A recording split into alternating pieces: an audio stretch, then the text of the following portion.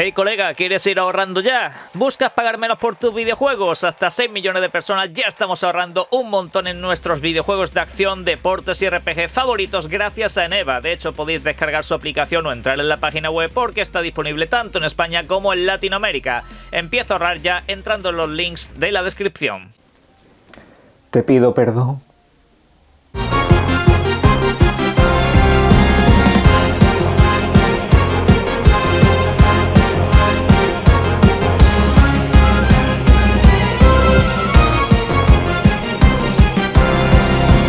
Buenas, ojo, porque tenemos que hablar de cosas bastante importantes, ya que ha habido un movimiento, o dos, mejor dicho, en las últimas horas que podrían cambiar completamente el rumbo que Xbox ha tomado durante los últimos años, y un movimiento que de hecho mucha gente estaba solicitando en cuanto a lo que son las estrategias comerciales que han ido llevando desde la compañía, que en este caso está gestionada por Microsoft. Y ojo, porque parece que se lo están tomando muy en serio, parece que hay cierta vuelta atrás en determinados aspectos y vamos a verlos aquí en detalle.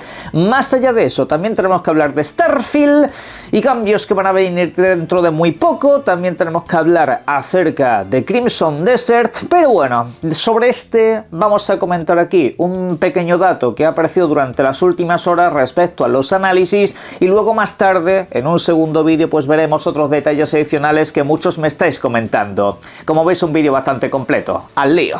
Arrancamos con Xbox y vamos allá con su cambio de estrategia comercial, porque de última hora se ha podido saber, y esto es completamente oficial, que la máxima ejecutiva de Xbox, la nueva CEO llamada Asa Sharma, está contratando a dos líderes en marketing. Sí, lo que son campañas publicitarias, ese tipo de cosas, parece que van a tener un enfoque muy importante bajo su gestión. Y esto lo hemos comentado previamente. La nueva máxima ejecutiva de Xbox trabajó en marketing de Microsoft hace ya muchos años. Y de hecho, la gente de la que se ha rodeado principalmente sabe mucho de marketing o ha tenido papeles muy importantes en ese sentido.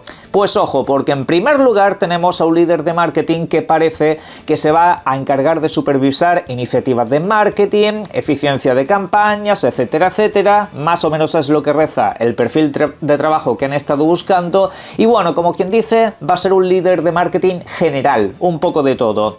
No sé si esta persona vendrá a sustituir a Aaron Greenberg o si simplemente va a ser un adjunto adicional. Aunque bueno, todo se ha dicho, el bueno de Aaron Greenberg, la verdad que unas vacaciones o una jubilación anticipada no le vendría ni tan mal después de todo. Pero bueno, dejando ese palo a un lado, vamos a el otro punto, porque hay un segundo líder de marketing. Este segundo líder de marketing estaría centrado en un videojuego en específico. No se revela específicamente cuál, ¿vale? Valga la redundancia por aquí. Se habla de que sería una franquicia muy conocida. Y lo más probable es que se trate de Fable. Sí, posiblemente ese sea el videojuego para el cual han contratado un líder de marketing específico, un líder de marketing centrado simplemente en venderte ese título. Y la verdad que todo esto suena muy bien, porque es posiblemente el videojuego más grande que Xbox tiene de cara a los próximos meses. Con permiso, en este caso otro videojuego del estudio como es Forza Horizon 6. Pero bueno, hablemos de esto. La verdad os digo una cosa.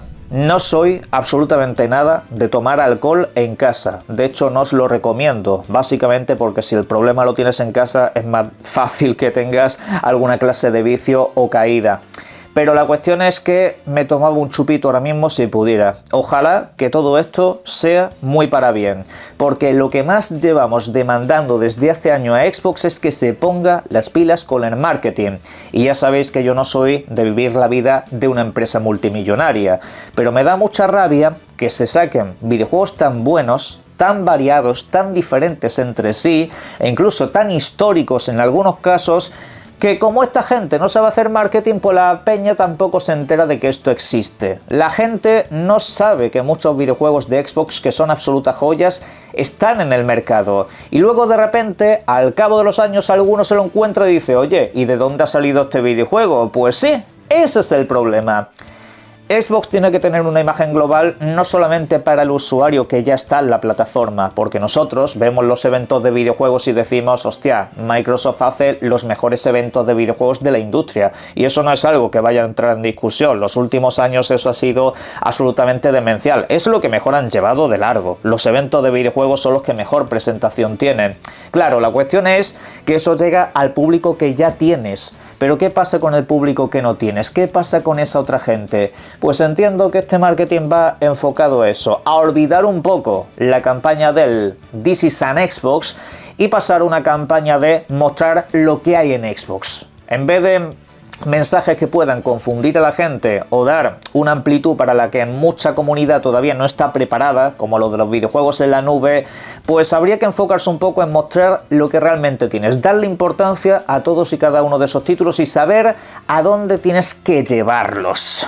Y es ahí donde entra la figura del segundo líder, en este caso el que va a estar centrado en un videojuego en específico. Por ahora, repito, se trataría de Fable por lo visto, y a partir de ahí pues ya veremos si con otros videojuegos van a tener un énfasis tan concreto como en este, pero la cuestión es que obviamente hay ciertos videojuegos que destacan por encima de los demás y son cartas ganadoras, como en su momento, por ejemplo, se hizo un gran marketing con Starfield. Starfield estuvo presente incluso en las cadenas de televisión cuando empezaba un partido de fútbol, pues básicamente te lo ponían. ¿Y sabéis qué es lo que sucedió? Que Starfield fue uno de los videojuegos más vendidos del año, incluso llegando al servicio Game Pass aparecía en las listas. ¿Eso qué es lo que significa? Pues que hay ciertos videojuegos que necesitan ese gran espacio y obviamente ciertos y muy grandes en los últimos años han sido completamente olvidados. Son videojuegos que tenían que haber tenido mucho espacio y prácticamente se los ha tratado como si fueran uno más en todo el mercado. Aunque obviamente lo que no se puede hacer en este caso es olvidar a la famosa clase media de los videojuegos, y aunque no me guste mucho la expresión, todo se ha dicho, hay muchos videojuegos de ese tipo que son los que le dan alma a tu sistema, son los que le dan alma a tus estudios y a tu imagen. Videojuegos como por ejemplo Hi-Fi Rush es un claro caso de títulos que no pueden ser quizá tan populares como otros, pero que sin embargo son buenísimos, tienen mucho carisma y que de hecho gustan a prácticamente todo el mundo. Aunque lo jueguen muy poca gente, todos los que lo juegan quedan muy satisfechos y son auténticas joyas. Por eso siempre diré que me pareció criminal lo que Xbox hizo con ese videojuego y con ese estudio. Tú no puedes dejar pasar a un estudio que te hace esas joyas y dejarlo ir como quien no quiere la cosa, incluyendo esa licencia. Eso no puede volver a suceder. ¿Y por qué suceden esas cosas? Pues porque básicamente no hubo marketing. Para los que estábamos dentro de Xbox fue una maravilla tenerlo de lanzamiento por sorpresa, pero el resto ni sabían que existía. Y en este caso, pues esos videojuegos hay que tenerlos muy presentes en el mercado. Y el caso es que, por ejemplo, os voy a poner uno que vi hace poco yendo a un centro comercial. Hace poco fui a una de las tiendas MediaMarkt. Y no precisamente para comprar un videojuego, iba por otras cosas. Pero la cuestión es que me sorprendió para bien encontrarme que cuando iba al mostrador a pagar, yo allí con mi teléfono móvil para pagar directamente las cosas, me encontré un anuncio de un videojuego llamado Saros. Sí, nada más estás en caja, el lugar donde tienes que pagar el producto que sea, te ponían ahí un cartel bien grandecito con la reserva de un videojuego menor de PlayStation. Un videojuego que entiendo que no va a vender demasiado, y me refiero demasiado con respecto a un God of War o juegos de este estilo. Pero ¿qué es lo que hace PlayStation? Incluso a esos les da importancia. Este es nuestro próximo videojuego, y es un título menor, da igual, en primera plana. Que cuando la gente tenga la tarjeta en la mano para pagar cualquier cosa, para pagar incluso un enchufe, pues que se lleve Saros, o que al menos tenga la tentación, a que a la gente le entre por los ojos. Y repito, que es un videojuego menor, pero a cada lanzamiento le dan su espacio, como Nintendo, por ejemplo, a Mario Tennis y otros videojuegos que pueden ser considerados de una índole menor, les da espacio publicitario en televisión, también en los centros comerciales, y te lo encuentras en todas partes. Eso Xbox no lo hace. Con algún videojuego grande todavía, de vez en cuando, pero es que últimamente no lo ha hecho ni con Call of Duty. Ahí es donde está la raíz y el problema de la imagen que Microsoft ha tenido durante todos estos años. Una imagen que no existe. Básicamente todo es líos en redes sociales, y creadores de contenido como yo. Y obviamente, sé que me queréis mucho, pero no soy suficiente para dar cobertura, así que ya veremos cómo mejoran. Por cierto, hablando de Xbox, quiero pasar a dejar un pequeño paréntesis sobre uno de sus videojuegos más importantes y uno de los que sí tuvo un buen aparato de marketing, Starfield.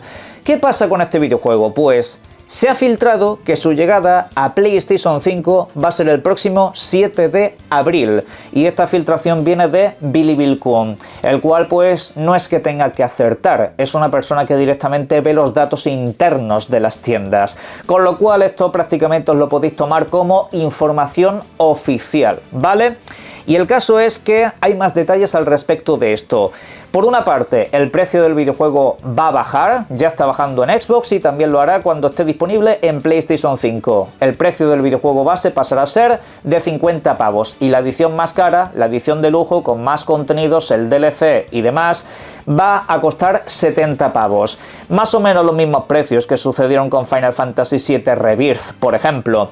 El caso es que esto pues puede venir acompañado precisamente de su expansión de contenido. Una expansión de contenido que quiero aclarar, la nueva no vendrá incluida con lo que ya compraste hace un tiempo. La edición premium o la edición de lujo, como la queréis llamar, es una versión que te traía el DLC que ya se ha lanzado, porque te ponía el nombre específico, pero para este nuevo seguramente tengas que volver a pasar por caja, salvo que se sientan amables y te lo quieran dar de manera gratuita. Pero bueno, esto sería la información, lo que es el anuncio oficial por parte de la compañía se daría a lo largo de este mes, tal y como ya adelantaron algunos insiders, y en fin, poco más que decir al respecto de esto. Espero que Starfield tenga una nueva vida, tenga pues una comunidad que por supuesto lo acepte de buen gusto, porque es un videojuego que a mí me dio para más de 300 horas, y entiendo que también mucha gente que odió este videojuego en su momento se va a hacer fan número 1 en apenas unos días. Ya lo veréis. Por cierto, un videojuego que podría cambiar de acera a la inversa es Stellar Blade, título que ha sido publicado por Sony PlayStation, es un videojuego que básicamente apadrinaron. Estaría desplazándose a otras plataformas. Esto no es una información nueva. Lo que sí es nuevo es que el estudio ha confirmado recientemente que ya están preparados para autopublicarse. El problema del primer Stellar Blade es que el videojuego no tenía financiación suficiente y Sony puso de su parte. Stellar Blade no hubiera terminado de existir sin PlayStation y ellos básicamente fueron quienes lo publicaron en todo el mundo porque no tenían un sello de distribución.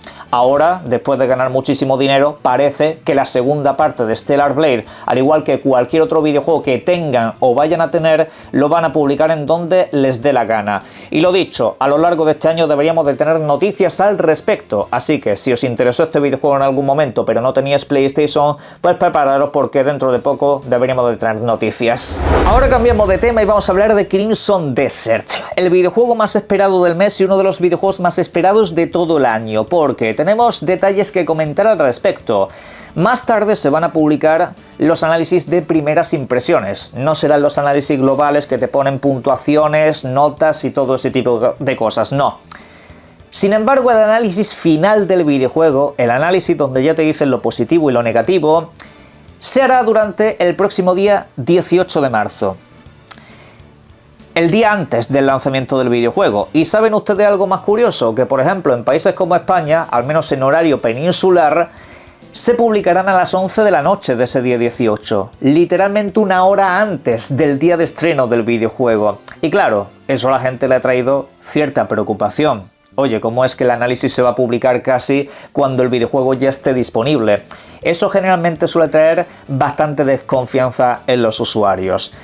Y no os culpo, hay varios videojuegos que cuando han hecho ese movimiento es básicamente para que la gente no vea la nota y se espante y deje de comprar ciertos videojuegos.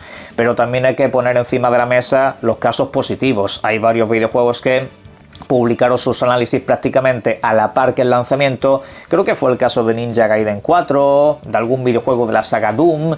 Han sucedido ese tipo de cosas y no es tan especialmente raro, ¿vale? Y han salido muy buenos videojuegos en general, pero claro, la gente duda. A mí realmente lo que más me hace dudar y lo que más me ha hecho temblar un poco es que, según he podido saber yo, periodistas y otros creadores de contenido, prácticamente todas las claves que se están repartiendo para análisis son de PC. prácticamente no se están repartiendo claves de videoconsola. Y digo, ¡uy! Análisis que se publican un rato antes y solamente claves de ordenador. No hay claves de Xbox ni de PlayStation. Digo, ¡uy! Porque mucha gente ha hecho esta observación durante los últimos días, durante las últimas semanas. Amigos míos que están interesados en el videojuego siempre hacían el pequeño gesto de todo lo que veo me gusta. Pero ¿por qué nada de lo que veo te lo presentan en videoconsolas? Siempre te dicen que están moviéndolo en PC. Claro, la pregunta que se hace más de uno es ¿en qué PC?